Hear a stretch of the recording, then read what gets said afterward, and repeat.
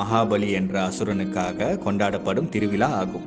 புராண கதையின்படி மகாபலி என்பவர் தற்போதைய இந்தியாவின் கேரள மாநில பகுதியை முன்பு ஆட்சி செய்த அசுரகுல மன்னர் ஆவார். மகாபலி அசுரகுலத்தில் பிறந்தாலும் நாட்டையும் நாட்டு மக்களையும் நன்கு பார்த்து கொண்டார். புராண கூற்றின்படி மகாபலியின் ஆட்சியில் நாட்டு மக்கள் மிகவும் சந்தோஷமாக வாழ்ந்தார்கள் என கூறப்படுகிறது. மகாபலியை பற்றிய செய்திகள் ராமாயணம், மகாபாரதம் மற்றும் புராணங்களில் காணப்படுகிறது. மகாபலியின் மனைவியின் பெயர் வித்யவல்லி என்ற ஆஷ்ரமா என்பதாகும்.